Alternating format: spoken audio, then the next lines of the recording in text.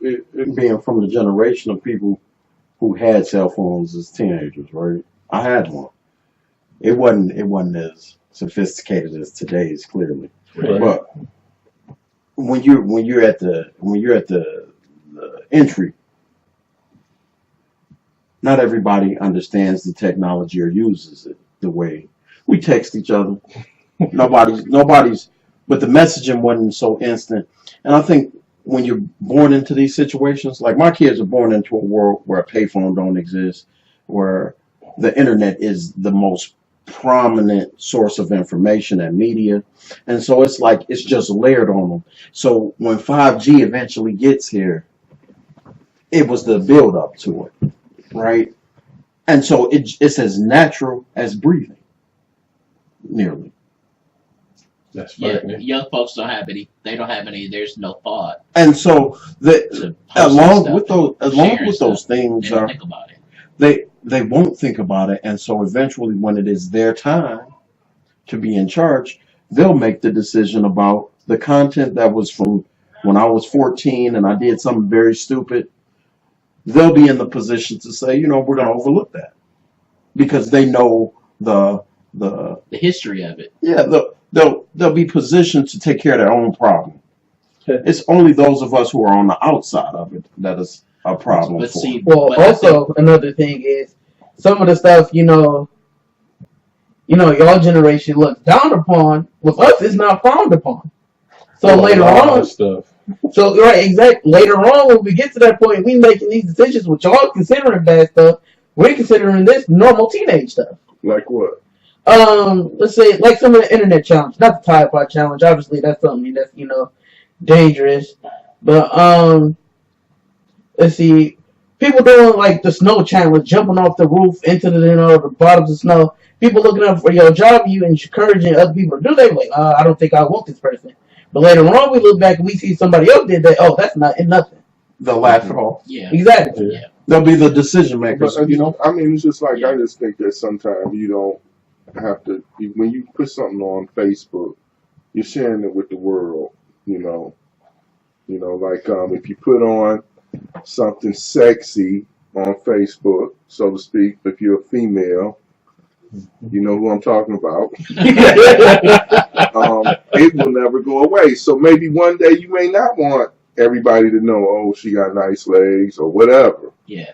And I think you can't. That's the only thing I see about what y'all do now is so permanent. Yeah, It's see, like that to me, that would be like that. permanence That Hedonism to me is in order now, so it's not going to be a big deal. Hedonism is always Like we publicly say it's cool to do these things. Like the it just is never I don't know promoted if to the degree. hedonism- the That's level, what- yeah, the that's- standards that's of what I was today saying. are not the ones of yesteryear. Even during when you were younger, Well, Okay, the there's standards of so the thing we about can- it is there's been we can periods in do- history where there was hedonism, and there's always going to be a pushback on that sooner or later always because it has It's always it's that retribution dichotomy. for your actions. when the It's always the sanctions dichotomy. come, the people aren't so bound the way they make money and they interact See, to being physically present. now what I look at is that we kind of talked about it a little bit earlier on as far as like how there are different events that have taken place, particularly in America, that have allowed for the creation of different social stratas. So to me, the internet is another area to allow for that. So you don't have to necessarily, it doesn't have to be a different economic class, but and again, I don't disagree with that notion that eventually the individuals that our generation is criticizing are going to be the decision makers. But in that same way, I do believe that you're going to have those decision makers that will say, I'm cool. I will hire. I'm gonna hire Becky. I'm gonna hire Becky and give her a pass for doing that 17-hour twerk nonstop video. I'm gonna give her a pass and she's gonna get the job. But I can't give Shaniqua.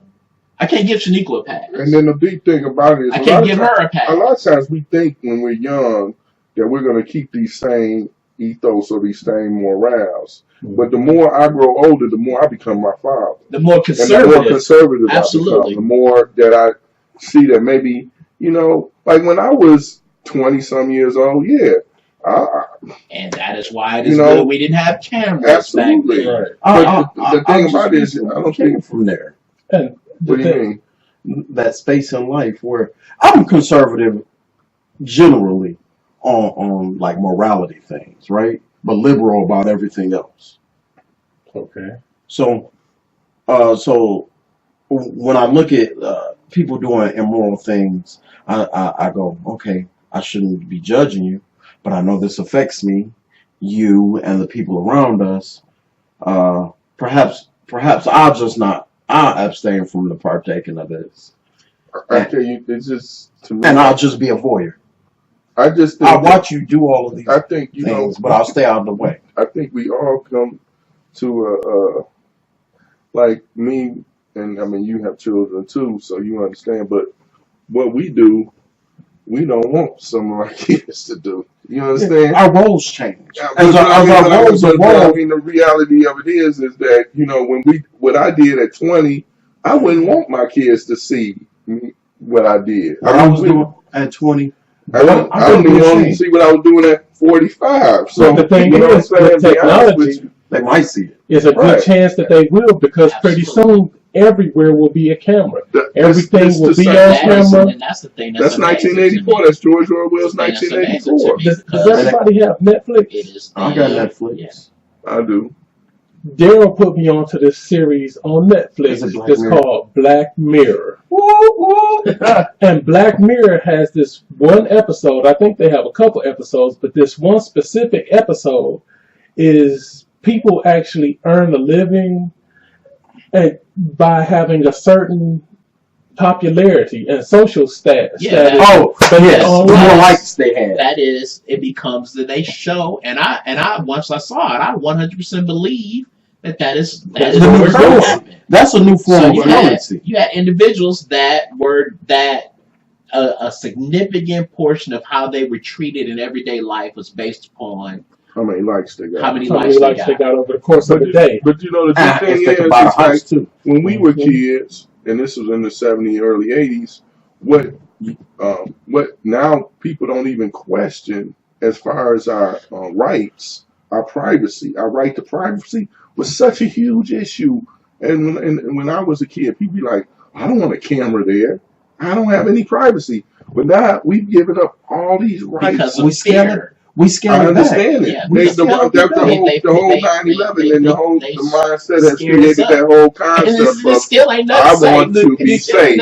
so you can put a camera anywhere. But you're still But not in safe. reality, The forefathers of America saw that. in reality, you have seen what you're seeing is you're seeing your rights slowly taken away, Yeah, they slowly taken away, and to a point where you're gonna have a camera on you all the time because we got to make sure you don't slip up. You maybe have a psychosis and go out and shoot somebody. The whole idea is that we losing our rights.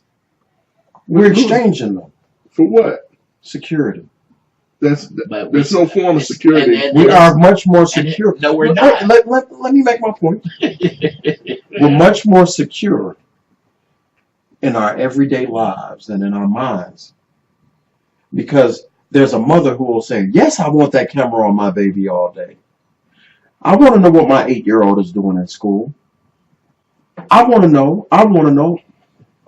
And that's how it's going to be spoon-fed to us. The way it's being, they erode in the law, and then public policy will change, which has nothing to do with the law, but it has everything to do with the way we behave civilly among one another. Public opinion will change. And that's the trifecta. See, the deep thing is people don't know that you've lost your rights, even your financial rights to privacy. Everything that you do is We're public. headed to 5G. That's why they're so afraid of bitcoins. because they haven't found a way to control it. to control it. Oh, that's coming down the pipeline. But Don't worry about they're it. gonna, That's they're gonna today's do, problem. That's not tomorrow's problem. they're going to find a way where they can control it. Yeah. They already Everything- have a control over Bitcoin. I know. 21 million of them. There's a finite amount of them, and you can keep tabs on who has them if you watch how they're being The passed Bitcoin, around, because people are using them in normal trade now. So I'm gonna trade you my Bitcoin for some real dollars. A real transaction has the to be thing is, recorded they for the can't trade. control it though. No, they can't because it's not a control the government. It's not a government. Right. But that's the whole thing. They can't control the trading of it, which is a They'll have to problem. let go of it. That those kind of trades will happen. If it's dark money is a necessity. We all need the bad so the good guys can chase down the bad stuff. If you have no opposition, what good is it to be good? Yeah, they're You need these. You need. I don't know who balance. did the I don't I know who don't did think. the I don't think we. I don't know who did the study, but that was one of the things that came up, during one of our study group discussions is that there was some sociologists did a study like in the 50s where they had a proposal where they talked about the systematic elimination of crime in America. And after they had done their analysis and so forth and so on, the biggest question that came about is that if you eliminate crime, what do you do with law enforcement? We have no need for it. Again, you have these situations where ultimately we live in a capitalistic country.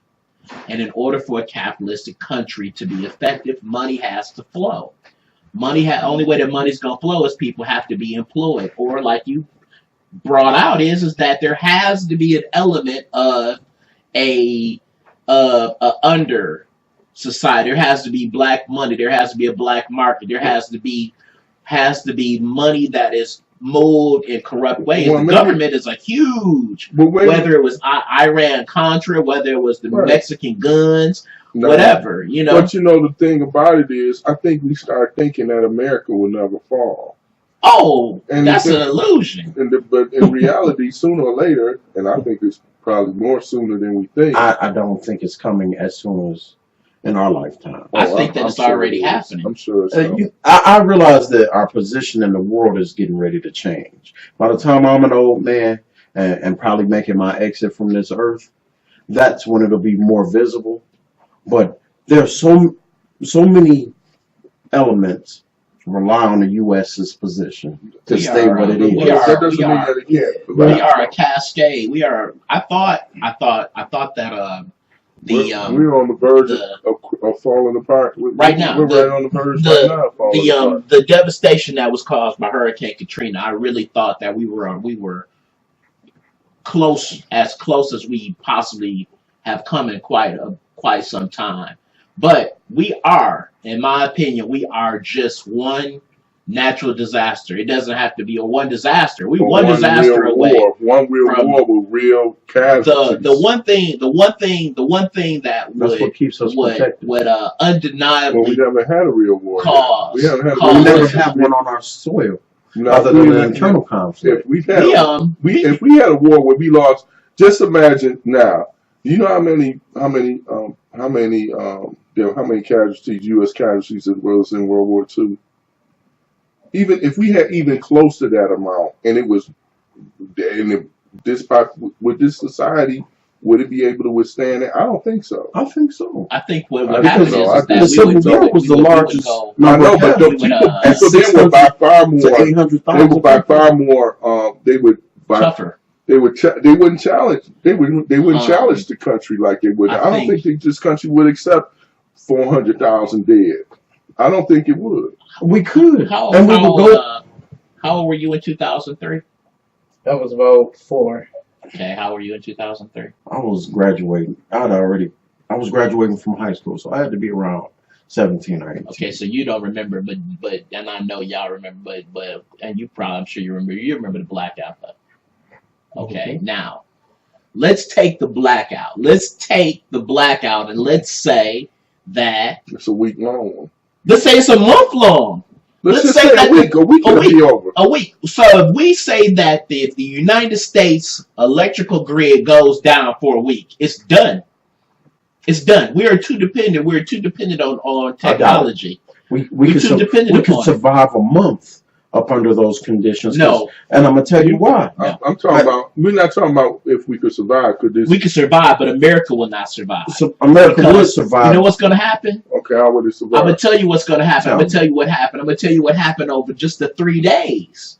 Just those 3 days. Or how long did the blackout? Was like 4 days, depending upon where you were. It was 3 days for us. It was 3 days. It was like a day depends upon where you were. It was 3 days to 6 days. Yeah, because it was 3 days. Well, I mean, it was 3 days for. Well, when it goes to the airport at the time where I was working, it was down for a day and a half. Right. And it completely stopped all plane traffic.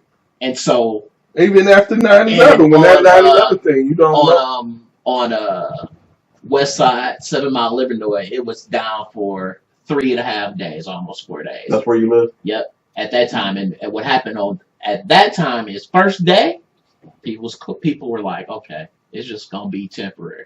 Second day, we had just heard Kwame talk about, oh, it's gonna be done, and so second day it didn't come back on, and people was like, wait a minute, what's going on? Now you had a few people. I happened to have I had a battery operated shortwave radio. So I was listening to stuff all over, just trying to see, is this just a local thing or is this spread out? But by the third day, we went to go get some water and stuff like that. The guy who wasn't the CVS, it was a, I don't even know if it's the same thing. It was like one of the Spartan stores, like right off of 7 Mile, like 7 Mile living away in little. Is it called Liberty Market? Type hookup. It might be, yeah. And because of the fact that they don't have no register and all that, it was like they were like almost kind of like an auction. So they had water. And they were trying to figure out how much to sell the water for. And of course, you had somebody like, I'll give you $20 for the water. Well, I'll give you $30. I'll give you $40. I'll give you $50. So then it started getting out of hand. And then somebody was like, no, hold up. We're not doing it that way. Everybody needs water. You're not going to just get a water to the highest bidder. But I mean, realistically, that's the way how it can go down. And that's how, and it went from that to, at the thought that first person that was like, I don't have $50, but I need some water. So now you got conflict. Okay, I'll be damned if you I'll be damned I'm gonna let you sell that water. I know you want to make money too, but we all need water. So stuff had to be figured out to prevent a level of disorder, because the store owner could see, like, yeah, I only got so much water, but it's only me and like 2 or 3 of my sons, but it's 60 folks that got up in here. Yeah, but they let the 60 folks in. Right. But see, again, all of this started to break down. So then after we got what we could get, we go back. Now you got people like, and this was the thing that the positive aspect of it versus the negative, but even to me, the positive aspect, again, prolong would break down the fabric of society. Civility would institute civility exactly. So eventually we have enough bloodshed. We go, hey, even before the bloodshed. So what happens is, so happens before the bloodshed, before the strife. So people get back. Y'all remember it was hot them days. So people said, man, I got to do something about this stuff in my refrigerator. I got to get rid of it. So instead of the typical usual, I'm setting up my pit in the backyard. People put them on the front. People brought they barbecue pits brought their barbecue grills out to the front, and people should start clearing out their refrigerators. Yeah. And was like, I got this chicken, I got this corn, I got this, and people we just had a mass neighborhood cookout. Now, if this continues, eventually it's going to get to a point like, you know what? I ain't got no more food. I don't need, not only do I, but you would have to come up with ways to get food. But the more if as long as there's resources, the more people are going to do stuff exclusive of the norm. You want to know what? We yearn to be communal. We're communal by nature. And what has happened We're with supposed to operate in like community. what the brother was breaking down is that so it is what we see or what I see is that. And again, it's something y'all that that so check it out. So I remember as kids, man, I remember leaving the front door wide open in the summertime. Like leaving the front door wide open. Had air conditioning. Exactly. Front door open, back door open. Sometimes nice we sleep on the back porch because it was screened off. Just put some. Sometimes we slept on the front porch. Sleep on the front porch. Wasn't the front porch It was screened screened up, so we slept on the front porch. Even when I was a little kid, it was still some We screen. drag our twin mattresses to the front but porch. it would be the typical summer. Like my grandfather, aunts, uncles would be on the porch. Your folks would be on the porch. Everybody be on the porch, talking to each other, waving at each other. And then we just got scared. People just got scared. But you know what? There's an attitude. But I don't understand is how if we don't have electricity, how people gonna live in Georgia? How people gonna live in Florida? People not used to without no air conditioning. Now, do you know what we would do? We would adapt immediately because we have enough know-how. You think so? It would take us a while, but I know. when I speak in terms of immediacy, I'm thinking long term. Like if it took us 3 or 4 months to figure out how we're going to get everything organized so we can stay cool, we'd figure it out. you know what? I know a gang of folks. What about water? Wait. What people don't see, like we live in an urban setting, right? And I'm going to think about where I live. Because I'm going to stay where I live. I'm not about to travel if there's some mass disaster. Other than the disaster is impending upon me right now. Like, if I don't get out, we're dying. I'm not leaving otherwise. I think I would leave. I would leave. If Well, a you know natural the thing disaster about it, occurred, if I would leave. a natural disaster occurred, you would not want to be in an urban You would not setting. want to be in an urban setting. I would leave an urban setting as fast as humanly Because possible. the whole thing is going to collapse. I believe the whole society. Because what's going to collapse happen is that you will have those individuals within society that already have the mentality of, it's sad, but that Walking Dead mindset is real. You have that mindset. I will say this. That, I'm just going to take it. And there's a lot of individuals that don't know. Like, one of the things that was unfortunate to me, and I'm not putting you in the same classification, and because of the fact that I know your upbringing, I know your family and so forth, and that's just something that y'all just not like that. But I know people, I work with folks that, like, it's one thing for a person to not know how to change a tire, okay? It's a whole other thing when it's like, I don't know, not only do I not know how to change a tire, I don't know how to check the oil, I don't know how to check none of these fluids, even though you can give me a handbook and say, all these things, just follow these instructions, right? They just don't. It's like in their heads, it's just something that they have convinced themselves is too complicated. So I have no faith that a lot of people would not have the ability of water if electricity got shut off. I don't have a lot of confidence that individual would know how to make a candle. I don't have a lot of confidence that the individual would know, like, for example, like, hey, I can just dig. I can dig so many feet near a water source to see if I can tap into the natural water table to see if I can build my own natural well. Let me say something. I don't think that's true anymore. Because of an event like the 2003 blackout, you have to see post that. There's an upcrop of urban farming. There are a whole bunch of people. Selective. Listen, when it's like having your degree, right? Having a degree is supposed to affect 25 people beyond yourself. Your one degree is supposed to affect your community that way. Yeah. So if I got the knowledge how to hunt, trap, or fish, and you know how to make candles, I'll go hunt something and say, hey, I brought you. I mean, I'm not saying we're gonna figure it out. We've lived in. There will be order. Society, I'm not saying that humans will we be thrive on order. We need the order. Well, we agree with you. We'll have we'll have anarchy at first, but order will return. We agree with you that there will be some order. There will be order, but there will be some order, and there will be some level of self-sufficiency. But I know firsthand individuals that have a mindset of, I'm not doing that. I'm not doing that. Well, I am going to let you do it, and then once you do it, I am going to take your shit. I'm going to take it from you. Guess what we start to think of differently in those times where we are now with electricity and everything. People carried a gun. People let you know up front. Civility was so important that the reason I need to say excuse me and pardon me and be overly friendly is because I don't want any hostility, because I know you'll bear down. If you got a knife and I see it, or a sword, it doesn't matter what your weapon of choice is. If I know you have it and it's being clearly displayed, I know I need to approach you with some good sense and some common decency. That's where leaving that urban environment. The urban environment, we would do just like we had in the past. Before we were Detroit, we were Fort. Well, we would have the.